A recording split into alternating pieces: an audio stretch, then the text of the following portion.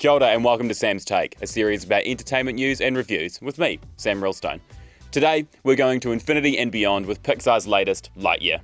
Directed by Angus Maclane, the story follows the legendary Space Ranger Buzz Lightyear, played by Chris Evans, after he and Star Command are marooned on a hostile planet 4.2 million light years from Earth. As Buzz tries to find a way back home through space and time, he's joined by a group of ambitious recruits and his charming robot companion cat, Socks, played by Sohn. The long and the short of this movie is that it's an in-universe origin for the toy Buzz Lightyear. So Andy saw this movie and bought the toy of it. Now, one of the first things many latched onto when this film was announced was that Tim Allen wasn't reprising his role as the titular Space Ranger Buzz Lightyear. Chris Evans brings a lot of gravity and compelling emotion to Buzz, drawing on that tenacity from his days as Captain America.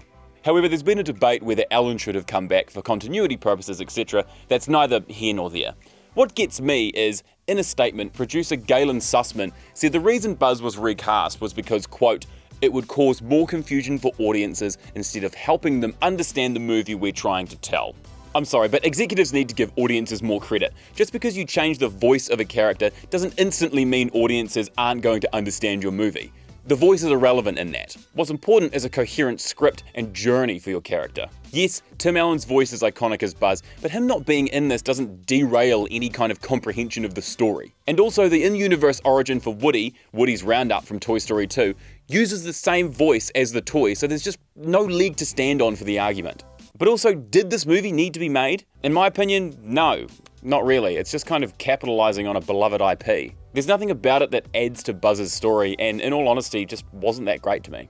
The main conflict in the film is that Buzz crash lands a large ship containing a large amount of Space Rangers on a hostile planet. Then they spend the next year crafting a ship that can handle hyperspace so that they can send said ship home to get help. Why not use that year to build a communications array so you can just communicate to home? This then devolves into a bunch of fetch-it quests. And yes, I know this movie's meant to be for kids, kinda, but that doesn't mean you can slack off on a lazy plot. Buzz says a lot of lines from the original franchise, which is obviously a way to link those voice lines to the toy. But these lines mixed with reused story beats just feel throwaway and like Disney's poking us going, hey, you remember this? This is something you know and you like that, It just felt a little condescending putting them in there with little substance or weight. As for the portrayal of Buzz, as I said earlier, Chris Evans does a great job. He has presence and emotion that lives up to the legend of the Space Ranger.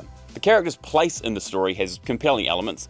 His obsession with this mistake in his past and its consequences is an engaging exploration of being blind to the impact of one's need to fix. But it's the characterization of this Buzz that has me feeling off. Firstly, he has this weird, unexplained hatred for autopilot AI, and there are a lot of things that make Buzz Buzz that he doesn't have for majority of the film. Things that would make a lot of the problems in the movie so much easier. Which I know doesn't make a movie, but it just feels like the age-old thing of taking away stuff that makes a character for the sake of what? I go to this movie to see Buzz, being Buzz, doing Buzz things, and I feel like I just didn't get that to the full extent that I could. As for the main supporting cast, the personality trait for them is be stupid, hope for best equals profit. It's a shame too, because these are diverse, people of colour characters who have been given these traits. I found them rather insufferable, and when the film tries to give them backstory and emotional moments, they just don't land for me, because they kind of don't change as characters. This thankfully doesn't apply to Sohn's robot cat Socks, who is so emotive and endearing for something that's only form of expression is moving its mouth and eyelids up and down. It's also kind of sad to not see trained voice actors in the main cast. Not to say that those who are in the cast are bad, or to gatekeep who can and can't do voice acting roles, but there are people who are trained for this who are getting a little shafted in place of A-list stars.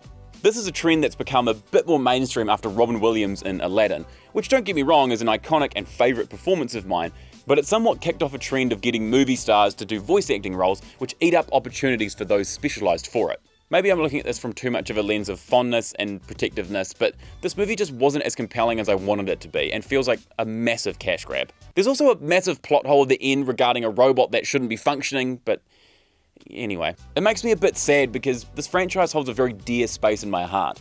A lot of lines from the original in particular have been staple quotes in my house with my family for as long as I can remember. Of course, this one not being great doesn't remove the good ones from existence, but just a bit disheartening to see it mishandled in places. I really wanted to like this, and it's not so much of a hot mess that I can't see why someone would like it. It just wasn't for me. But, as always, I encourage you to go out and make your own opinion. Thanks so much for watching this episode of Sam's Take. I'll see you next time for more entertainment news and reviews.